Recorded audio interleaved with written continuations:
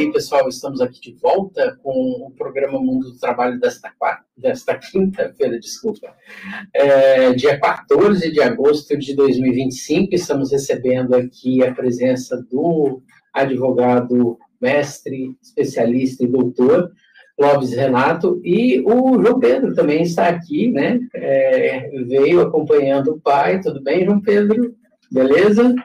É que quando você negocia com a empresa, tem que ter o sindicato dos trabalhadores e negocia com a empresa, né, para vencer a hipossuficiência. Quando você está tratando de várias empresas, né, e aí nessa perspectiva, o sindicato com a empresa, você faz um acordo coletivo de trabalho. Seria a convenção coletiva? Não, o acordo coletivo é o sindicato dos trabalhadores com uma empresa ou um conjunto de empresas. Ok.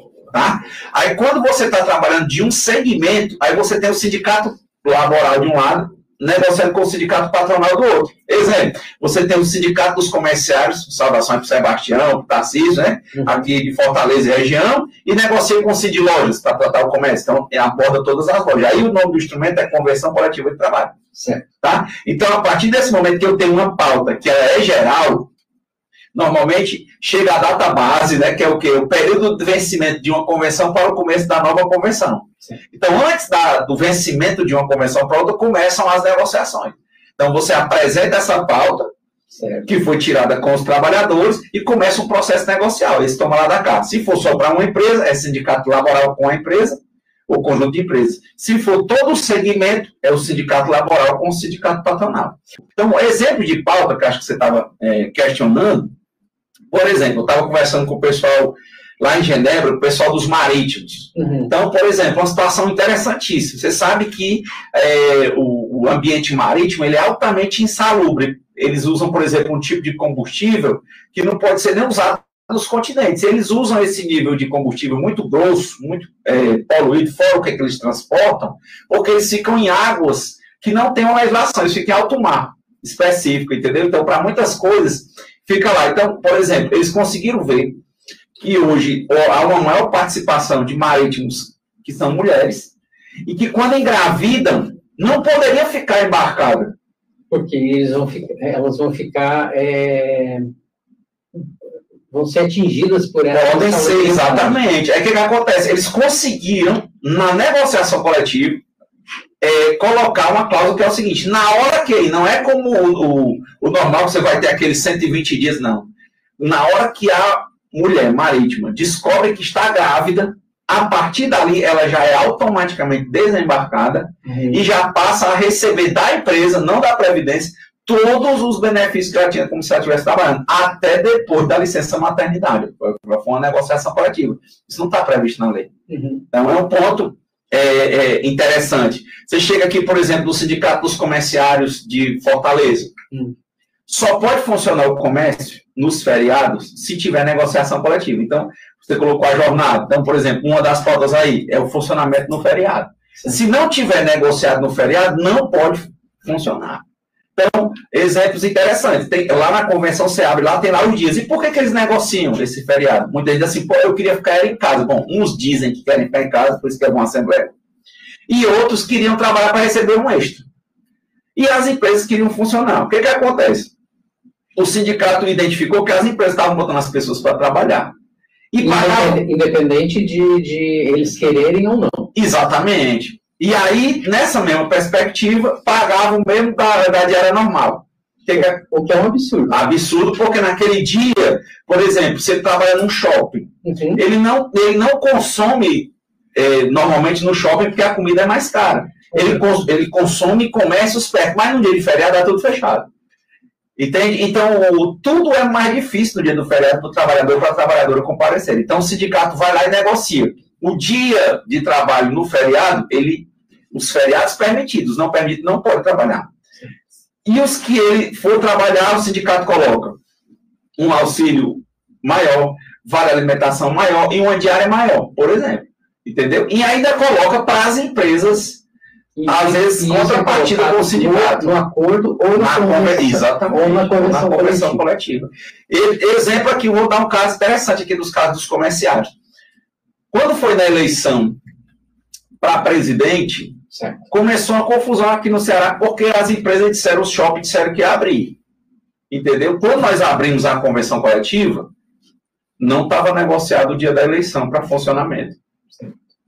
Nós fizemos uma razoada explicando que aquele dia era feriado. O que começaram a sair as notícias, né? Começaram a sair as notícias na mídia, televisão, rádio, jornal, todo jeito, dizendo que o comércio ia abrir dia da eleição. No domingo da eleição ia abrir. Mas isso é meio que absurdo, né? Porque... Eles disseram que não era feriado, e a gente dizendo que era feriado, e se era feriado não estava negociado. O que aconteceu? Nós entramos com ação, isso já está com 2 eleições assim, nós entramos com ação coletiva, e na ação coletiva, exatamente. Na eleição de 2022, que isso também, a gente, graças à ação do Sindicato dos Comerciários, que eu tive a oportunidade de estar à frente dessa ação coletiva, junto ao nosso escritório, a gente conseguiu que os trabalhadores não fossem trabalhar naquele dia. Então, eles passaram o dia inteiro divulgando, manhã, tarde e noite, usando a grande mídia hegemônica, né, na perspectiva de divulgar que ia funcionar. E nós entramos com a ação. E na ação coletiva, a gente conseguiu impedir. Lembra que, só para você ver como eles tiveram um certo ardil, eles, no outro momento, na primeira vez, numa sexta-feira, eles entraram com a ação de manhã, na véspera da eleição, com uma juíza aqui de primeiro grau, na Justiça do Trabalho aqui da 7ª Região, em Fortaleza, para a juíza deferir uma liminar para eles funcionarem. A possibilidade de funcionamento normal. Diante dessa, para ele não era feriado, né, o domingo das eleições, e a gente entende que é feriado. Aí o que acontece? Quando eu identifiquei que a juíza concedeu o despacho, eu rapidamente fiz um mandado de segurança para o tribunal. E aí fomos dialogar com o tribunal, e o tribunal, meia-noite do sábado, o tribunal deferiu a liminar e disse que o comércio ia ficar fechado e eles votaram. E assim se repetiu na última eleição. Nós já estamos com 2 desde a época da eleição do Haddad e agora. A gente garantiu a possibilidade de eleição. 2018. Exatamente.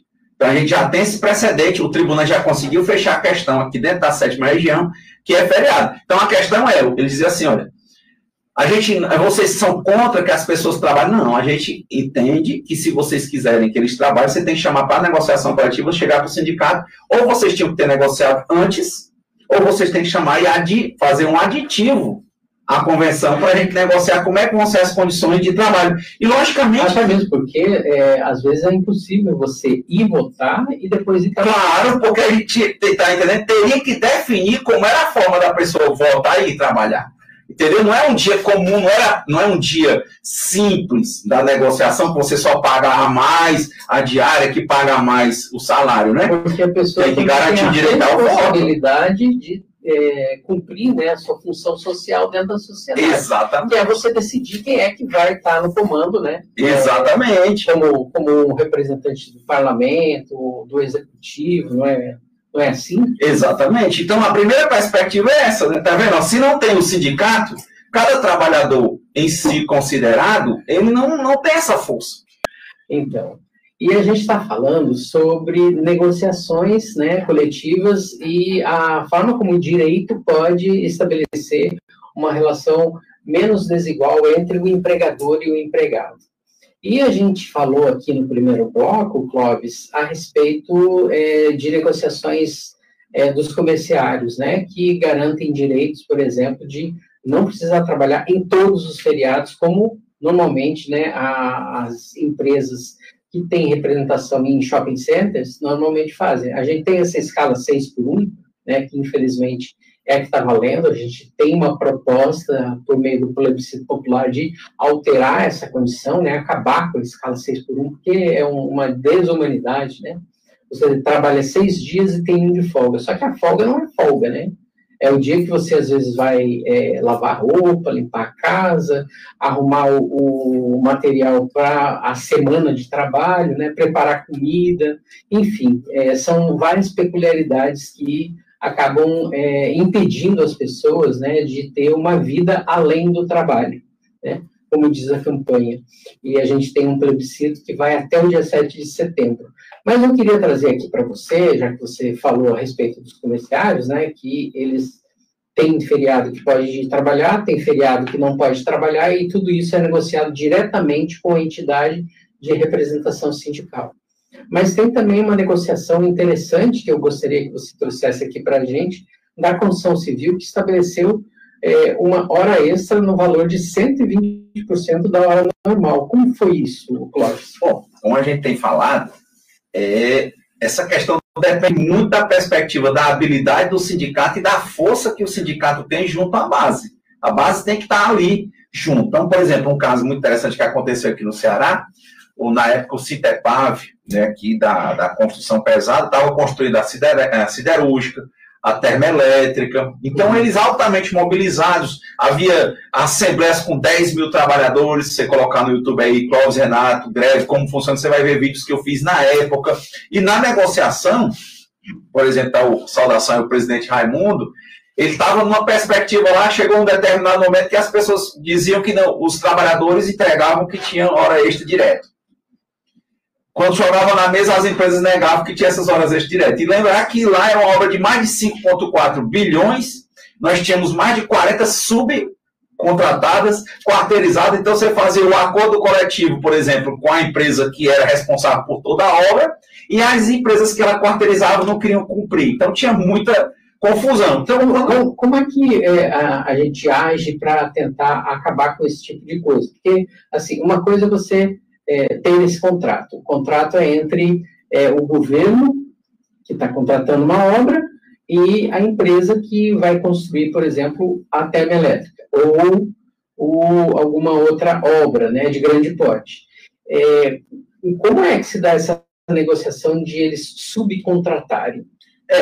Muitas vezes acontece de forma irregular, o que eles chamam de gato, né? Então, eles ficam quarteirizando, né, terceirizando e quarteirizando a questão da produção. Nessa questão é muito importante o sindicato estar ali. Claro, a única saída é o trabalhador estar próximo ao sindicato. Porque se ele não tiver, quando o trabalhador ia reclamar, ele ia ser despedido. Só para você entender a noção. Você vê esse vídeo lá que eu fiz, né, greve, como funciona, diz que começou o seguinte, os marceneiros, o cara trocava o martelo aqui de um para o outro, aí ele identificou quando foi o Olerite na Rádio Peão, né? Ele viu lá que o pagamento, digamos, um ganhava R$2.000 na época, o outro ganhava um salário. Entendeu? Digamos, na época, digamos que o salário fosse R$500. Ele disse, mas por que você ganha mais e eu menos? Ele disse, rapaz, eu estou recebendo porque eu estou dentro do acordo que foi feito com a empresa principal. Entre o sindicato e a empresa, que eles chamavam no site, que estava cumprindo. Aí o cara foi lá no departamento pessoal e perguntou. A empresa só fez dar o aviso prévio para os marceneiros. Ela deu o aviso prévio, eles ficaram no canteiro de obra e foram dizer para os outros. Aí todo mundo começou a trocar o lerite. Aí começou uma greve lá dentro. Começou um movimento grande e o sindicato nasceu organicamente. Nasceu organicamente. Os trabalhadores observaram essa começaram a ver aquilo ali, aí se juntaram, aí começou, paralisou tudo. Eles viram que só tinha um jeito. Já tinha denunciado o Ministério Público do Trabalho, tinha tudo, o sindicato tentando negociar, não estava conseguindo, então aí foi uma forma de enfrentamento. Os trabalhadores e as trabalhadoras pararam, e aí começou uma greve, essa greve durou 23 dias, entendeu? E com a obra parada, era um torno de prejuízo de R$500.000 por dia, entendeu? Mas eles não voltaram, e para voltar também só aceitaram se pagasse todos os 23 dias. Entendeu? E assim foi. E assim aconteceu, terminou numa mediação no MPT. E dentro das cláusulas, tudo isso, né? O cara colocava na mesa de negociação dizendo que não tinha, por exemplo, horas extras, né, horas extraordinárias acontecendo de forma exorbitante, que prejudica a saúde do trabalhador, gera mais acidente de trabalho e tudo. O sindicato informado para os trabalhadores que tinha, a empresa negada, para fazer um negócio. Vamos criar uma cláusula aqui de contingência. Vocês estão dizendo que não tem?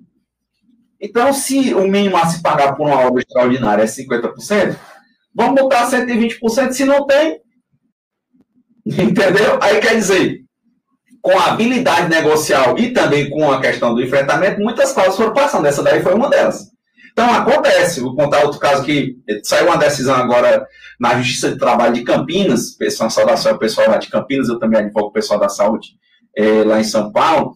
Aí você pega aqui, eles conseguiram a negociação numa determinada Santa Casa do interior, negociando com um desses administradores, entendeu? E eles conseguiram levar para a negociação e conseguiram colocar na cláusula do acordo coletivo do Sindicato da Saúde, lá do interior de São Paulo, com essa cidade do interior, nesta Santa Casa, que não haveria terceirização.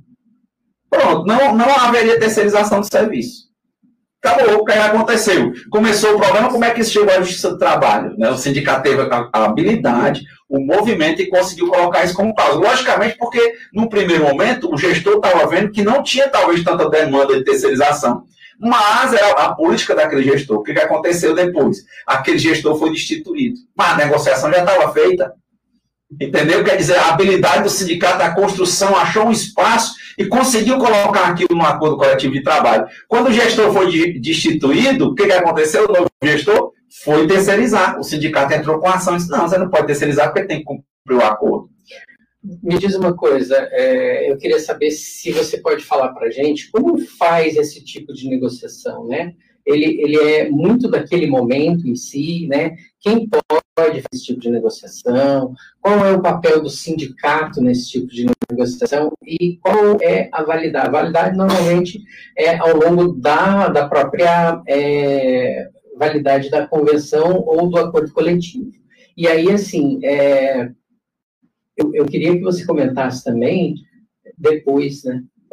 Pode falar. Pode nos dar uma... Primeiro, a nível internacional, nós temos ratificado pelo Brasil a Convenção 98 da OIT e a Convenção 154. O que isso significa? Todas duas, né, são tratados internacionais sobre direitos humanos, certo? Que tem um peso que ele está abaixo da Constituição e acima da lei, dentro da formação. É infraconstitucional, mas é acima da Isso, que chamam de superlegal. Entendeu? Então é o peso maior do que a CLT, tá? A nível de negociação. Se eles fossem ratificados com o quórum, para falar o juridiquês, né, do artigo 5º lá, você ia encontrar, na perspectiva, seria por 3/5 e 2 turnos, né, em cada casa do Congresso Nacional. Mas como eles foram ratificados em uma perspectiva anterior à emenda 45 de 2004, então você tem eles com a força, não era equivalente à Constituição, então eles são parte da Constituição e acima da lei, então eles reconhecem os instrumentos de negociação coletiva, impõem a questão da preponderância do sindicato e que as negociações individuais, tem lá na Convenção 154, não podem contrariar as negociações do sindicato. Até porque já se percebeu que o trabalhador individualmente considerado, ele é pressionado. Então, começa por aí. Então, o sindicato que é o preponderante. O sindicato, aquele que protege, aquele que defende, aquele que representa. Aí, na Constituição, nós temos o artigo 8º, né, que trata sobre essa questão do sindicato, da organização e da liberdade sindical. O artigo 9º seria segue para as questões de enfrentamento, de greve. Então, nessa perspectiva, você tem convenções ratificadas pelo Brasil, que reconhece o poder do sindicato e das negociações. Você tem a Constituição, que reconhece o poder, a representatividade, a legitimidade e a força do sindicato, e o acordo é a Convenção. O artigo 7º reconhece os instrumentos como norma jurídica. Certo? Aí você chega na lei, na própria CLT, e então vai dizer que a questão do negociado sobre legislado, que em muitos pontos a própria Convenção e o acordo podem ir até contra o que está na lei, desde que não fira o que está na Constituição e nem nesses tratados internacionais. Então, é assim que funciona. Tem que ter o sindicato dos trabalhadores é indispensável, ele faz essa organização de tirar a pauta, tirar a minuta, organizar os trabalhadores, aprovar a minuta em assembleia e começar a negociação. Ele começa a negociação, por isso os dirigentes têm estabilidade, porque eles tendem a ser perseguidos, porque incomodam muitos gestores. Quando a gente está falando aqui, você acabou de nos trazer no início do programa, que todo sindicato tem que ter ali 7 dirigentes protegidos, né, que seriam os principais nomes da direção, né, que estariam lá como representantes sindicais da categoria ou de determinada empresa, né, se for um sindicato de representação só de determinada empresa. E como é que isso, por exemplo, a gente está falando aqui, se a gente estiver falando aqui de uma categoria, vou citar um exemplo prático, né? Nós temos aqui eletricitários dentro do estado do Ceará. Os eletricitários são aqueles que prestam serviço ou para a Enel ou para as terceirizadas da Enel, e tem até as parterizadas da Enel, né? E a gente tem uma base que é praticamente o estado inteiro, 184 municípios. Se a gente tiver só 7 dirigentes liberados, como é que esses 7 dirigentes vão fazer a representação de tantos trabalhadores e trabalhadoras? Fantástica, sua pergunta é muito importante, obrigado aí pela pergunta, né? Uma visão muito interessante sobre a coisa. Eu estou dizendo o que diz a jurisprudência do Tribunal Superior do Trabalho, que ele referenda um artigo da CLT, que é de 1943, entendeu? Que veio para tentar regular os sindicatos, que os sindicatos tinham muito mais força até antes disso, né? Então, nessa perspectiva, eles limitaram a 7 titulares e 7 suplentes a estabilidade. Não estamos falando de liberação. A gente está falando de que esse trabalhador que está lá na frente, que tem estabilidade, ele só pode ser dispensado se for por uma ação própria chamada de inquérito para apuração de falta grave. O cara não pode botar ele para fora por si. Tem que instaurar um procedimento e ir à Justiça do Trabalho com a ação chamada inquérito para apuração de falta grave. Entendeu? Então, sem isso, ele não pode dispensar esse então, o primeiro elemento não é a questão da liberação. Ele tem essa liberdade, liberado ou não, de poder negociar e não ser perseguido. Então, o registro da candidatura não é uma coisa que não é. Entendeu? Então, agora, a sua pergunta é extremamente importante, porque você tem uma visão social mais ampla do que o legislador. Você tem uma visão social mais ampla do que o ministro do Tribunal Superior do Trabalho, que os ministros que chegaram a esse entendimento. Você está vendo exatamente a perspectiva da liberação para ele poder negociar, para ele poder fiscalizar, entendeu? Quando eu fiz a minha tese do doutorado, que eu trabalhava sobre eleições sindicais, eu também fiz artigos explicando, fiz capítulos tentando ir na sua perspectiva, né? Que deveria ter uma proporcionalidade. No caso, eu falava até de servidores públicos, porque no servidor ainda é pior. Né, já que você tem alguns sindicatos de servidores, para o sindicato de servidor, a maioria dos estados e a maioria dos municípios, sequer a legislação, que é a legislação própria, prevê a liberação do servidor. Entendeu? Então, aí fica muito mais difícil para ele fazer a luta sindical, porque ele fica se submetendo à vontade do outro. Então, o servidor, para você ver os prós e os contras. A iniciativa privada, você não tem estabilidade. Aí, o que é que a lei garante para o sindicalista?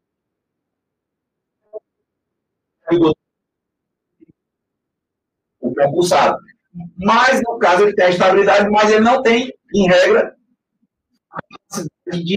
se o gestor não liberar, grosso modo, muito gestor não libera porque não tem lei específica para liberar. Mas a pressão da base, da própria entidade sindical, às vezes, pode derrubar esse tipo de pressão, né? Mesmo que seja uma administração assim, com uma visão tosca, né, a respeito da representação da classe trabalhadora. A nível de iniciativa privada, eu já encontrei até em convenções e acordos coletivos criação de estabilidade. Então, por exemplo, esse caso, você tem uma empresa que tem mais de 40 subcontratadas. O sindicato ia lá e ele elegia um representante por local de trabalho. Organização por local de trabalho. Esse cara, ele dava um rádio, dava uma camisa, e dentro do acordo coletivo ele previa uma estabilidade para ele, se ele fosse eleito em assembleia. Então, você criava uma estabilidade. Então, para a iniciativa privada, tinha essa perspectiva. No serviço público, parece mais fácil, mas é mais difícil. Por quê? Porque tem o princípio da legalidade estrita. Entende? Então, o gestor só pode fazer ou deixar de fazer o que está na lei. Então, muitas palestras que eu fiz pelo Brasil há algum tempo, que eu falei muito tempo sobre assédio moral nas relações de trabalho, eu identificava, por exemplo, estados e municípios que não tinham lei que falava sobre liberação do líder sindical servidor. Entendeu? Então, eles acabam fazendo alguns ajustes. Mas quando o gestor, ele realmente, como você disse, ele quer ser tosco, ele quer dificultar, ele tem muita capacidade de dificultar. Não estaria, grosso modo, na maior parte das leis, a possibilidade de uma liberação, entendeu? Ou então, algumas leis que eu vi que tem a liberação, não é todo estado, nem todo município que tem, e elas liberam exatamente o que você falou, um quantitativo muito pequeno de servidores, entendeu? Aí não dá para fazer a representação adequadamente. Se a gente estiver falando aqui do exemplo prático que eu citei, né, inclusive mando aqui um abraço para o Geraldo Salles, né, que é um dos dirigentes que eu mais tenho interlocução, e a todos, né, da direção do Sindeletro. A gente tem aqui 184 municípios, tem 7 dirigentes liberados. Como é que cada um desses 7 vai cobrir essa grande região, né, territorial que é o estado do Ceará como um todo? É humanamente impossível, por mais que você tenha condições tenha carro, tenha uma maneira de você se movimentar pelo estado todo, é impossível você ter um tempo para poder atender toda essa região, né? E a vazão de demanda de serviço que tem. Muitas pessoas não entendem, a própria categoria às vezes não entende o tanto que um líder sindical é importante de ele estar ali, né, naquele espaço para poder... o tanto que ele trabalha. Mesmo. O tanto que ele trabalha, entende? Trabalha muito. Aí você imagina, esse ele tem que ir para audiências, ele tem que estar organizando essas assembleias, ele tem que estar fazendo ato, ele tem que estar respondendo, agora ele tem que estar na mídia social, a pessoa fica mandando, ele tem que estar respondendo, entendeu? Às vezes você vai para uma audiência no seu trabalho, você passa o dia lá, uma audiência está marcada para 9 horas da manhã, vai acontecer 3 horas da tarde, 1 hora da tarde, termina às 4, e você está lá, né? Tem que estar lá. Aí começa uma negociação dessa, aí vai para o Ministério do Trabalho,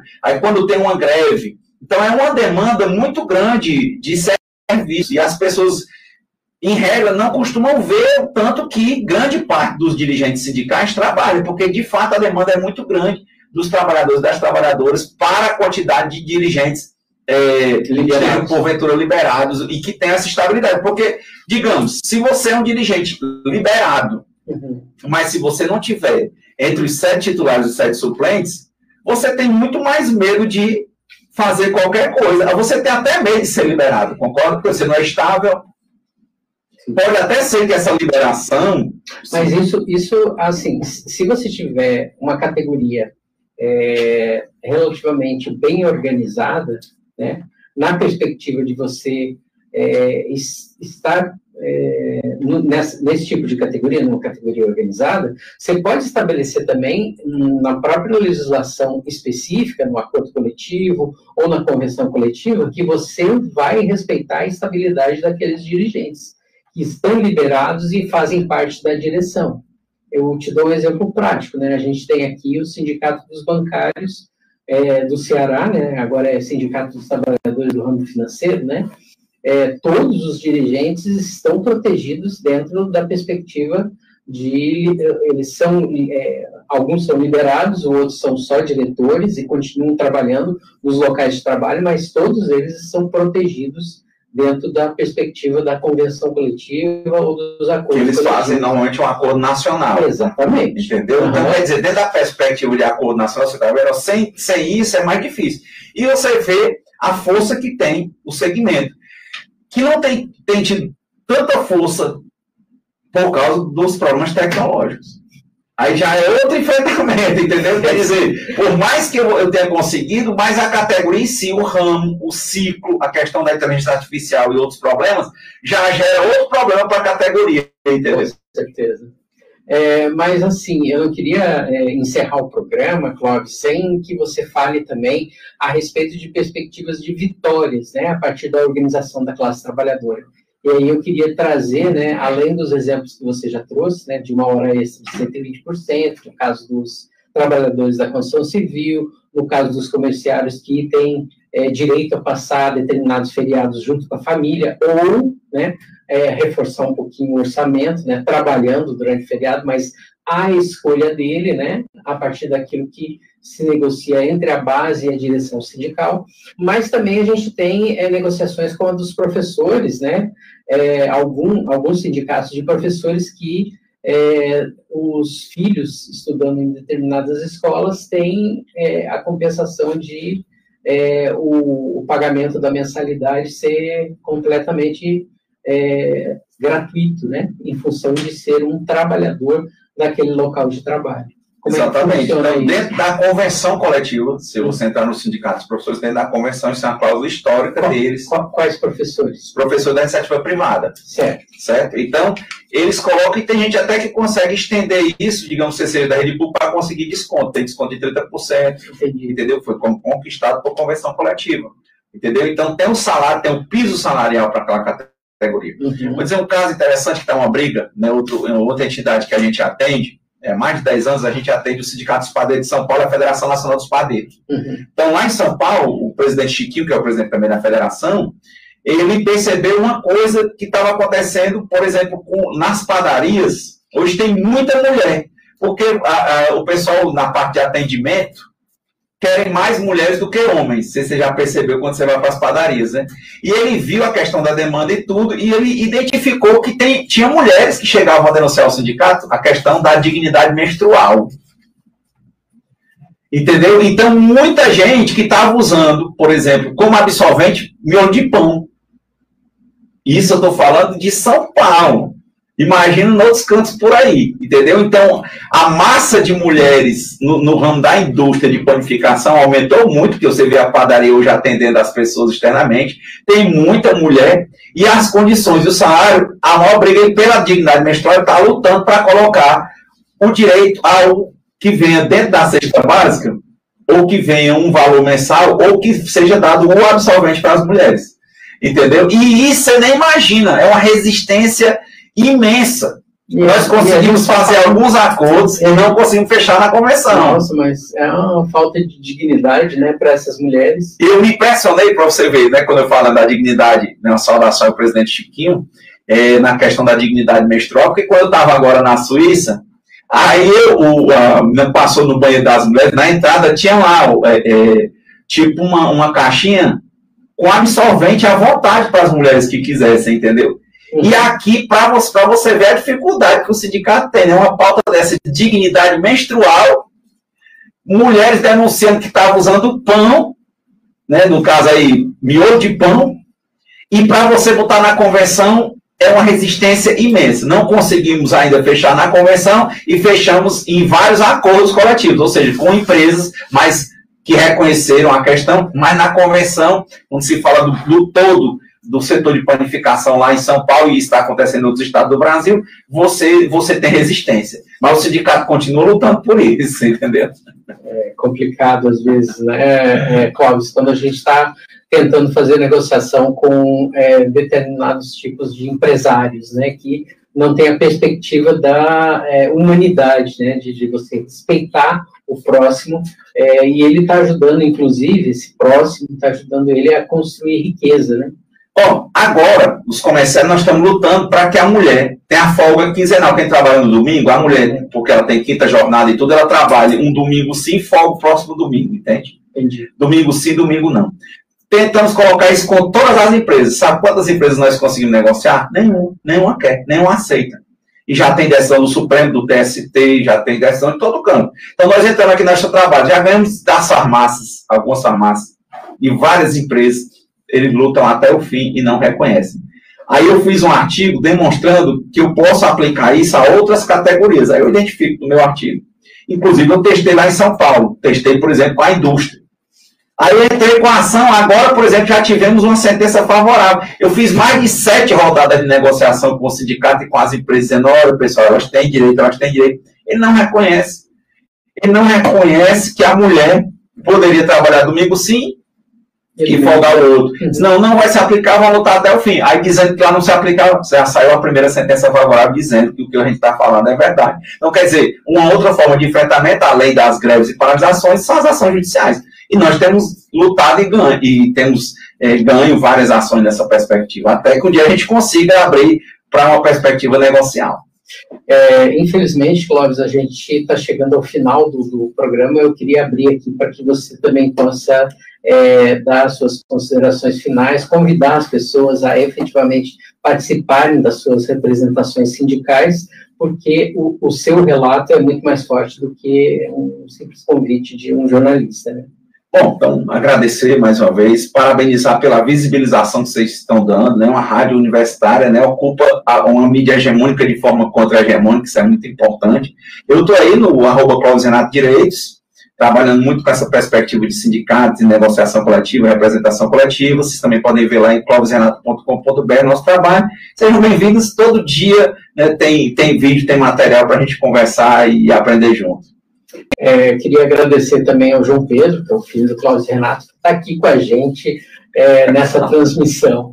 E a gente vai encerrando por hoje o nosso Mundo do Trabalho dessa semana, aqui no dia 14 de agosto de 2025. Agradecemos ao nosso querido Lima, que está ali comandando, né, as carpetas. E a gente volta na próxima quinta-feira, às 14 horas, com mais Mundo do Trabalho para vocês. Até lá, pessoal. Obrigado. Tchau, tchau.